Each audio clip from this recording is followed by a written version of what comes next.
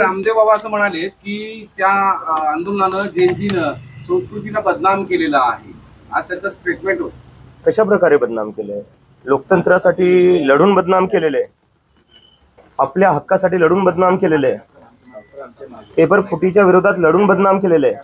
जर याला संस्कृती बदनाम करणं म्हणतात, जर लोकतंत्रासाठी लढणं, संविधानाच्या रस्त्यावर चलून विरोध प्रदर्शन करणं, डॉक्टर बाबासाहेब आंबेडकरांचा फोटो घेऊन चालणं, महात्मा गांधीचा फोटो घेऊन चालणं, जे भीमचे नारे लावणं संस्कृती बदनाम करणे, तर रामदेव बाबांना सांगा आम्ही करतोय संस्कृती बदनाम. तुम्ही जे पतंजलीचे जे बनवतायत ना प्रोडक्ट्स, ज्याच्यावर सुप्रीम कोर्टी म्हणले की फसवणूक होतीये, त्याच्यावर थोडं लक्ष करा. संस्कृती आणि लोकतंत्र आणि देश हा जेनजी मला वाटते बऱ्यापैकी सांभाळून घेऊ शकतो. तुम्ही जे पतंजलीचे पोल्ट्री प्रोडक्ट्स आहे त्याच्यावर थोडं लक्ष ठेवा, नाही तर पतंजली बंद पडून जायचं.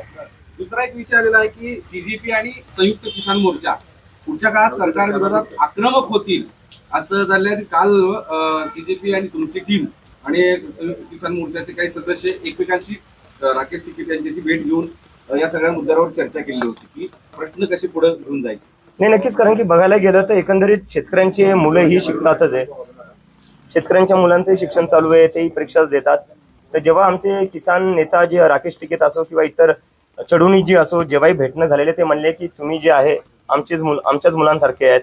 आमच्या मुलांना करिअर करायचं आणि त्याच्यासाठी हे सगळं आंदोलन आहे. आणि आमच्या आंदोलनात जो पाठिंबा आम्हाला किसान युनियनकडून भेटलेला आहे, किसान नेत्यांकडून भेटलेला आहे, तो खूप महत्त्वाचा होता, मोलाचा होता. आणि जेव्हा गरज होती तेव्हा ते आमच्या सोबत उभा राहिलेले. आणि इथून पुढे जेव्हा जेव्हा शेतकऱ्यांना असो, किसान नेत्यांना असो, आमची गरज पडेल आम्ही त्यांच्या सोबत उभाच राहू. तसा प्रयत्न पुढच्या काळात एकमेकांसोबत असणार आहे का? किंवा मी सांगतो ना, जिथं जिथं शेतकऱ्यांना आमची गरज पडेल तिथे तिथं आम्ही सोबत राहू. कारण की मी जर सांगायला गेलो, मी स्वतः हिंगोलीतून येतो, माझ्या घरचे अजून शेतीच करतात. कुठं ना कुठे या देशात प्रत्येकांच्या घरी शेती असते, प्रत्येकांचे घरचे शेतातूनच आलेले आहेत. आपण काय सगळे IT कंपन्यातून, आपल्या घरच्या IT कंपन्यातून आलेले नाहीये किंवा सरकारी जॉबमधून आलेले नाहीये. आपण सगळ्यांची सुरुवात ही शेतकरी घरातूनच झालेली आहे. त्यामुळे शेतकऱ्यांना जिथेही गरज पडेल तिथं आम्ही सोबत उभा राहू. राहुल गांधींनी काल प्रेस कॉन्फरन्स घेतली, ते असं म्हणाले की या सगळ्या विद्यार्थ्यांवर जे हल्ला करतायत, बुलेट चालवले, फायरिंग केली, त्या प्रकरणावर गृहमंत्री अमित शहा यांनी रिझाईन केलं पाहिजे आता, आणि ते केल्याशिवाय आम्ही स्वस्थ बसणार नाही. मला तर वाटतं अगदी केलंच पाहिजे. कारण की दुसरा एक प्रश्न हा पण येते की कॉक्रोच जनता पार्टीला बाहेरून फंडिंग येते किंवा बाहेरून चालवण्यात येते. तर माझ्या मनात असा प्रश्न येतो, अमित शहा असताना हे सगळं शक्य कसं काय झालं? हे तर मग अमित शहाचं फेलियर आहे. जर आम्हाला बाहेरून फंडिंग येते किंवा कॉक्रोच जनता पार्टी बाहेरून चालतीये तर मग हे तर गृहमंत्र्यांचं फेलियर आहे. चाणक्य कसले मग तुम्ही असताना जर बाहेरून फंडिंग येते किंवा बाहेरून चालवण्यात येते, मग तर तुम्ही स्वतः फेल झाले आणि तुम्ही राजीनामा दिला पाहिजे. आणि 20 तारखेला ज्या प्रकारे विद्यार्थ्यांचं रक्त वाहण्यात आलं जंतर मंतरवर दिल्ली पोलीसच्या हातातून, ते अमित शहाच्या ऑर्डर शिवाय दुसरं कोणाचा ऑर्डर नसणार. नवे शिक्षण मंत्री जोशी हे सुद्धा बदनाम आहेत असं प्रियंका गांधी संसदेत म्हणाल्या. त्यानंतर बाहेर ते असं म्हणाले की मी ठाम आहे, ते सत्य आहे, ते सुद्धा दोषी आहेत. मी त्यांची क्लिप पाहिली जिथं जे बिल्किस बानोचे बलात्कारी होते त्यांच्या स्वागतासाठी काहीतरी बोलले ते. तर देशाचा शिक्षा मंत्री हा बलात्काऱ्यांचं स्वागत करतो, त्यांची तारीफ करतो, हे तर म्हणजे प्रधानला काढून अजून एक विचित्र माणूस बसून ठेवलेला आहे. काय मेसेज देताय तुम्ही देशाला की जो शिक्षा मंत्री आहे तो बलात्काऱ्यांचा सपोर्ट करणार, त्यांचं स्वागत करणार? पण हे लोक करणार पण काय? यांच्या पक्षात दुसरे कोणते लोक आहेत? सगळी गुंड भरलेली आहेत. कुलदीप सेनगर झाला, काय होता यांच्या सरकारमध्ये? काय ते जे राम रहीम आहेत ते पैरोलवर बाहेर येतात. तर गुंड आणि बलात्काऱ्यांचं समर्थन करणारी ही सरकार आहे. कंगना रावतांची चर्चा होते, ते जनरेशर गटार असं म्हणते जेनजीला, आणि त्यावर आता बरंच वाद. कंगना राणावत बद्दल काय बोलू मला काही. एक असं चित्र दिसतंय सोशल मीडियावर की झेंझीला सपोर्टही केला जातोय आणि त्याच प्रमाणात त्याच सोशल मीडियावर झेंझीला आता ट्रोलही केलं जातंय, संस्कारांची आठवण करून दोन्ही बाजू चालवल्या जातात. जेनझीला ट्रोल केलं जातं, मला याच्यावर कळत नाही जेनझी आहे कोण?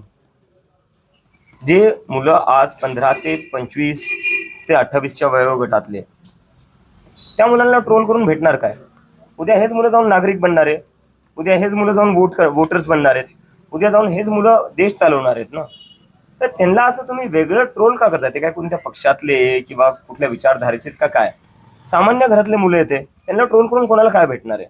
एक नाशिक पोलिसांनी आता एक SOP काढली आहे, म्हणजे जेनजीच्या आंदोलनाचा जो पोलिसांना त्रास झाला किंवा पोलिसांना त्रास झाला. असं म्हणतात. त्यांनी एसओपी काढली अशी आहे की आता जनजीची पिढी आहे ती मोबाईल सुरू ठेवते आणि तुमचं सगळं रेकॉर्ड करते, तर ते काय करायचे असे पोलिसांनी एसओपी काढली, याच्यावर काय मत आहे? मला वाटतं जर तुम्हाला रेकॉर्ड व्हायची भीती असेल ना, तर तुम्ही स्वतःलाच विचारा तुम्ही अशा गोष्टी का करताय ज्याची तुम्हाला रेकॉर्ड होईल अशी भीती वाटते. आम्ही आंदोलन केलं, कॅमेऱ्यांसमोर केलं, मीडियाचे कॅमेरे होते, पोलिसांचे कॅमेरे होते. माझ्या चेहऱ्यावर तर 24 तास दिल्ली पोलिसांचा कॅमेरा होता. आम्ही तो घाबरलो नाही कोणती गोष्ट रेकॉर्ड होण्यापासून. जर पोलिसांना काही रेकॉर्ड होईल याची भीती वाटते, याचा अर्थ पोलिसांच्या मनात काही ना काही वाईट करायचं आहे म्हणूनच भीती वाटते ना. नाही तर पोलिसांना काय भीती वाटली पाहिजे रेकॉर्ड करायची? एसओपी केली आहे त्यांनी. एसओपी काय करावं करण्यापेक्षा आणि काय करू नये असं सांगताय. मला वाटते काय करावं ना, संविधान फॉलो करावा पोलिसांनी. देशातली जी पोलीस आहे ती एका पार्टीची पोलीस नाही, ती या देशाची पोलीस आहे, ती संविधानावर चालणारी पोलीस आहे, बीजेपीच्या व्हॉट्सअप फॉरवर्ड चालणारी पोलीस नाहीये. आणि जर तुम्हाला बीजेपीचेच ऑर्डर फॉलो करायचे असतील आणि देशाचं संविधान बाजूला ठेवायचं असेल तर खाकी पॅन्ट काढून खाकी चड्डी घाला, बीजेपीच्या हेडक्वार्टर समोर उभा राहा आणि म्हणा मे बी चौकीदार. आणखीन एक कनेक्शन लावलं जात आहे की आपण जिथे मुक्कामी होतात तो राष्ट्रवादीचा कुठला त्यांचा प्रवक्ता आहे, ते तर मी स्वतः सांगितलेलं शरद आहे. पवारांचा, आणि शरद पवारांची मोदींची भेट हा. आणि मोदींना शरद पवारांचं केलेलं दारातलं स्वागत हा. आणि अभिजित अरे बापरे. एक गणित लावलं जातं, याच्याबद्दल काय? अशी गणित तर भरपूर लागली. आधी जॉर्ज सोरसचं गणित लागलं, मग चायनाचं लागलं, मग पाकिस्तानचं लागलं.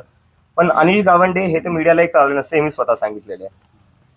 आणि अनिश माझा चांगला मित्र आहे आणि मित्र म्हणून मी त्याच्या घरी राहिलो. अनिश म्हणला तू कुठेही दिल्लीत असशील, आणि फक्त पहिल्यांदा नाही, मी याच्या आधी दिल्लीत गेलो होतो. अनिशच्या इथं मी भेट द्यायला जायचो, राहायचो. तर एक मित्र म्हणून मी त्याच्या इथं राहिलेलो आहे. बाकी याच्या पुढं काही नाही. म्हणजे पवार साहेब आणि मोदी हे दोघं खूप मोठे लोक आहेत. अनिशचंही भेटणं होत नसेल आणि माझंही तर भेटणं नाही. पवार साहेबांना तुम्ही तेव्हा पहिल्यांदा भेटलो जेव्हा ते जंतर मंतरवर आले, आणि तेही याकरता आले होते, त्यांना विचारायचं होतं जी मारहाण झाली होती मुलांना त्याच्याबद्दल ते चर्चा करण्यासाठी आले होते. एक विषय आहे की तिथे जे ट्रक अरे हा नाही, थांबा हा महत्वाचा. दगडाचे जे ट्रक होते ते पुन्हा 3 टप्प्यावर एका पत्रकाराने समोर आणलेले आहेत. की मग पहिल्या दिवशी सांगितलं की आम्ही ते कुठेतरी ऍक्सिडेंट झाला होता म्हणून ते खाली करून टाकलं. दुसऱ्या दिवशी तो तिथं दिसला, आंदोलनस्थळी दिसला. दुसऱ्या दिवशी असं काहीतरी बरंच सिक्वेन्स हे मी स्वतः- मला कळाले वाटतं. हे म्हणजे आता नाही कळालंय, हे तुम्हाला उशिरा कळालंय. हे तुम्हाला उशिरा कळालंय. 19च्या रात्री आणि 20 तारखेला सकाळी 5:30 वाजता ते ट्रक मी स्वतः पाहिले होते. दगडाने भरून आणलेले ट्रक दिल्ली पोलिसांनी लावले होते, आणि फक्त ट्रकच नव्हते, एक ऑलरेडी डॅमेज झालेली व्हॅन तिथं उभा केली होती जंतर मंतर जवळ. आणि जेव्हा मी पोलिसांना विचारलं, मी तो व्हिडिओ काढून मी स्वतः ट्विट केला होता, तुम्ही 20 तारखेचा माझं ट्विट बघा. सकाळी 6 वाजता मी ट्विट केलं होतं की दगडांनी भरलेला ट्रक हा सेंट्रल दिल्ली सारख्या सेन्सिटिव्ह ठिकाणी आला कस काय, आणि त्याच्या बाजूलाच एक तुटलेली व्हॅन कस काय उभा झाली. तेव्हा तर आमचा मार्चही सुरू झालेला नव्हता. तर पोलिसांनी हे आधीच प्लॅनिंग केलं होतं की एक दगडांनी भरून ट्रक आणून ठेवायचा, एक आधीच फुटलेली व्हॅन उभा करायची, म्हणजे दुसऱ्या दिवशी सांगता येईल विद्यार्थ्यांनी दगडफेक केली. दगडफेकचं हे पूर्ण जे प्लॅनिंग होतं हे ऑर्केस्ट्रेट पूर्ण दिल्ली पोलिसांनी केले. आणि मला याची आशंका जेव्हा होती तेव्हा मी स्वतः डीसीपीला जाऊन भेटलो आणि मी डीसीपीला विचारलं हा दगडांनी भरलेला ट्रक इथं आला कस काय. डीसीपी मला म्हणता अरे अभिजित तुम्ही काही विचार करताय, हा एमसीडीचा ट्रक आहे, बांधकाम जे चालू होतं हा त्याचा सगळा हा तो डेब्रिस त्याच आहे म्हणे, बांधकाम जे चालू आहे. मी म्हणलं तुम्ही दुसरं कोणाला येड्यात काढा, आम्हाला येड्यात काढू नका. आम्हाला माहिती आहे पोलीस कशा प्रकारे अमित शहाची ऑर्डर फॉलो करते आणि कशा प्रकारे आधीच दगडांनी भरलेले ट्रक उभा करते, एक तुटलेली गाडी उभा करते, आणि नंतर बीजेपीचे गुंडे येतात, तेच दगड घेऊन बीजेपीचेच गुंडे पोलिसांवर फेकतात. आणि नंतर एकंदरीत असं सांगायचं की जे लोक विरोध प्रदर्शन करत होते, जे लोक आंदोलन करत होते त्यांनी दगड फेकली. पोलीस, बीजेपीचे गुंडे हे सगळे सुनियोजितपणे 60 गाठीत यांचं सगळं हे प्लॅनिंग चालू असतं. आणि पहिली वेळ नाहीये. किसान आंदोलन मध्ये हेच केलेलं आहे, CNRC मध्ये हेच केलेलं आहे. जेव्हा जेव्हा आजकाल या देशात आंदोलन होतं तेव्हा दिल्ली पोलीस आणि बीजेपी यांची ट्युनिंग कशी असते हे आपल्याला दिसून येते. प्रयत्न केले आहेत आणि सुरूही राहतील. आंदोलनाच्या संदर्भात झालं. अभिजित विषय असा आहे की जर समजा सगळ्या विरोधकांनी एकवटून आंदोलन केलं पुढच्या काळामध्ये या विषयावर, तर तुम्ही कॉक्रोच मोर्चा किंवा कॉक्रोच म्हणून तुम्ही हेल्प कराल का त्यांना त्यांच्यामध्ये सहभागी व्हाल? या विरोधकांनी जे आंदोलन एकवटले आणि त्यांनी जर आंदोलन केलं तर मला वाटतं आता हे फक्त विरोधकांचा प्रश्न नाही राहिलेला आहे. आपल्या देशात लोकतंत्र धोक्यात आलेलं आहे. आणि लोकतंत्र धोक्यात कसं आलेलं आहे, आपली जी ज्युडिशरी आहे त्याच्यावर एक प्रश्नचिन्ह निर्माण झालेलं आहे. CBI ED काय आपण पाहिलेच आहे. आपल्या राज्यात जो शिवसेना फोडण्यात आला, NCP फोडण्यात आला, हे कशामुळे शक्य झालं? सीबीआय आणि ईडीच्या दमावर हे सगळं केलेलं आहे. ते इन्व्हेस्टिगेटिव्ह एजन्सी झालं, ज्युडिशरी झालं, आणि मीडियाबद्दल तर कायच बोलणार मी. तुम्ही लोक आहेत, मराठी मीडियाचा मी सन्मान करतो, पण मीडिया काय डेमोक्रेसीचे 4 पिलर असतात म्हणतात ना, त्याच्यात ज्युडिशरी एक असतो, मीडिया असतो, ह्या दोन्ही. ज्युडिशरीवर तर खूप मोठा प्रश्नचिन्ह निर्माण आहे आणि मीडियावर प्रश्नचिन्ह नाही आहे. मीडियावर क्लिअरली दिसते मीडिया कोणत्या बाजूला आहे. तर जेव्हा या देशातले सगळे मोठे मोठे इन्स्टिट्यूशन्स जे आहेत, ज्यांचं काम होतं लोकतंत्राला जिवंत ठेवणं, ज्यांचं काम होतं एका माणसाची दडपशाही तानाशाही निर्माण नाही झाली पाहिजे, त्या लोकांनी हे होऊ दिलं. आणि याला थांबवण्यासाठी आता हे फक्त विरोधी पक्षांसाठी नाहीये, या देशातल्या जनतेला यासाठी एकत्र यावं लागेल. म्हणजे 2 पिलर पॉलिटी आणि एक्झिक्युटिव्ह हे पूर्णतः घरात झाले. Compromise, totally compromise.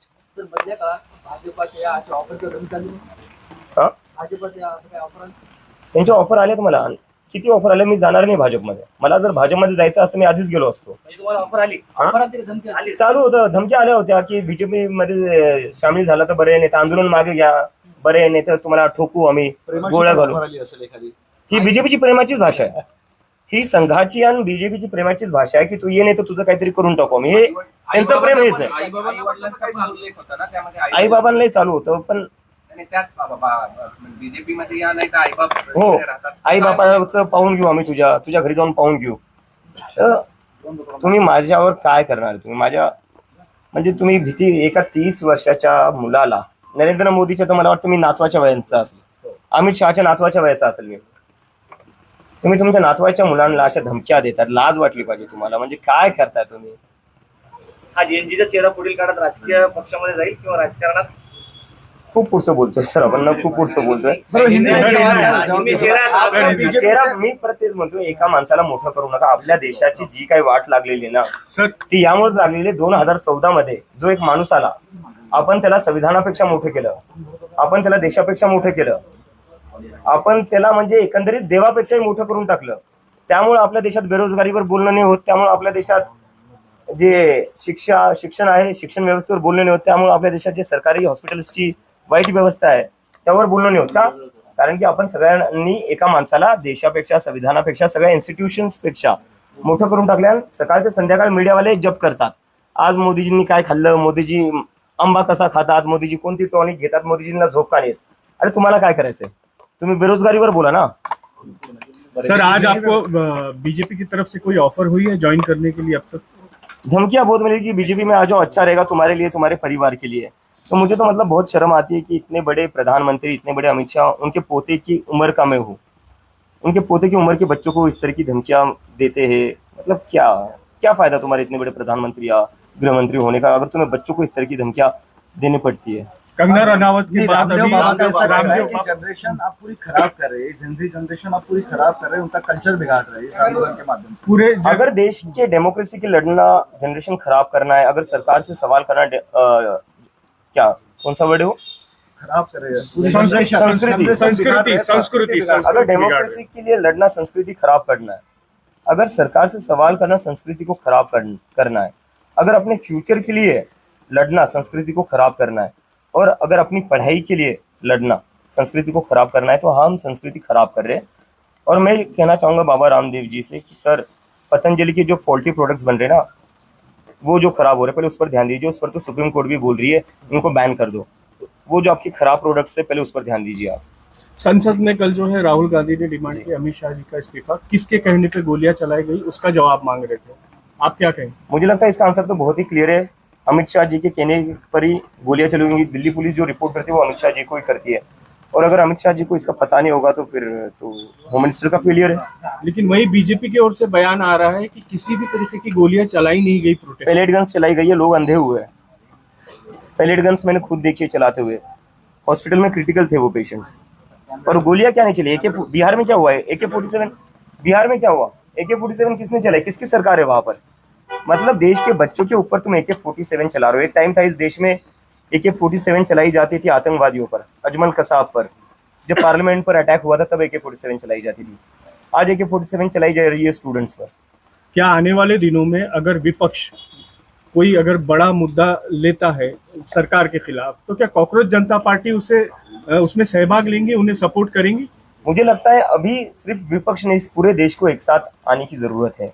इस देश में जो लोकतंत्र है, जो चीजें चल रही है, अभी भी क्या हुआ, हमारा प्रोटेस्ट खत्म होकर कुछ दिन ही हुए, सरकार ने आश्वासन दिया था कि किसी भी स्टूडेंट्स को तंग नहीं करेंगे, लेकिन फिर भी स्टूडेंट्स के घर जाकर उनको धमका रहे हैं, उनको डिटेन कर रहे हैं, उनको अरेस्ट की धमकियां दे रही है।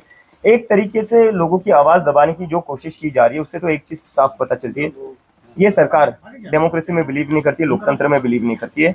इस सरकार की वजह से इस देश का डेमोक्रेसी और लोकतंत्र कमजोर हो चुका है। लोकतंत्र को बचाने के लिए, संविधान को बचाने के लिए सिर्फ विपक्ष नहीं, सभी लोगों को एक साथ आना पड़ेगा और हम सब एक साथ आएंगे। विदेशी फंडिंग आपको हो रहा है, ऐसा आरोप किया जा रहा है। अभी फंडिंग। आपने बताया कि प्रधानमंत्री ने इसके बारे में मुझे लगता है अगर हमें विदेशी फंडिंग मिल रही है या हमें विदेश से कंट्रोल किया जा रहा है, तो ये तो अमित शाह जी का फेलियर है।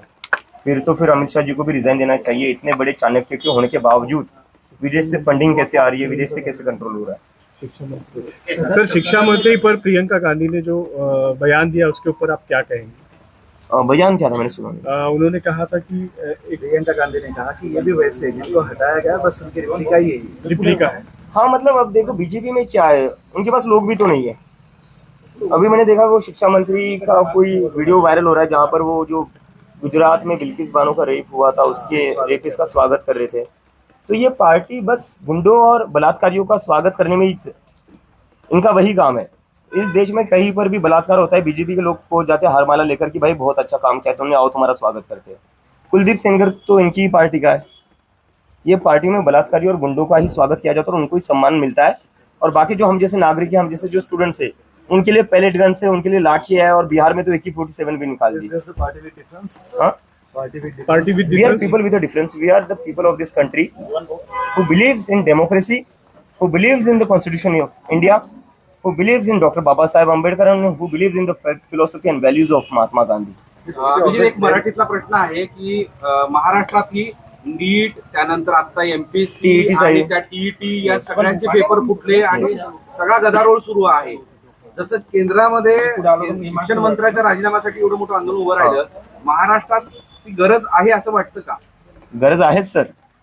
या देशात जी शिक्षण व्यवस्थाची वाट लागलेली ना, त्यासाठी खूप गरजेचं आहे, कारण की ते केल्याशिवाय हे लोक लाईनीवर येणार नाही। यांच्याकडे इतका वेळ होता, यांनी काय केले? फास्ट ट्रॅक कोर्ट बसवली। मला खूप सगळे लोक आले म्हणे आता तर मोदींनी फास्ट ट्रॅक सुरू केली, फास्ट ट्रॅक कोर्टचं आश्वासन दिलेले आहे, जे काही पेपर लीक आहे ते फास्ट ट्रॅक कोर्टमध्ये जाणार आणि लगेच जे काही आहे त्याच्यावर कारवाई होणार आणि आंदोलन मागे घे। मला असे बोलण्यात आलं खूप सगळ्या लोकांकडून, आंदोलन मागे घे। आता नरेंद्र मोदींनी फास्ट ट्रॅक कोर्ट बसवली, काय झालं त्या फास्ट ट्रॅक कोर्टचं? पहिली सुनवाई जी आहे ती पोस्टपोन झाली का? कारण की CBIचा काउन्सिल आला नाही। तर अशी ती या लोकांची व्यवस्था आहे। या लोकांना इलेक्शन रॅली असेल ती टाइमवर होईल, या लोकांना जिथं जिथे इलेक्शनचा प्रश्न असेल त्या सगळ्या गोष्टी टाइमवर करतील, पण जिथं शिक्षणाचा प्रश्न येईल तिथे या लोकांकडून एकही गोष्ट नीट होणार नाही। इलेक्शनसाठी गुजरातवरनं, बिहारच्या इलेक्शनसाठी मला वाटतं आता गुजरातवरनं ट्रेन पाठवल्या होत्या।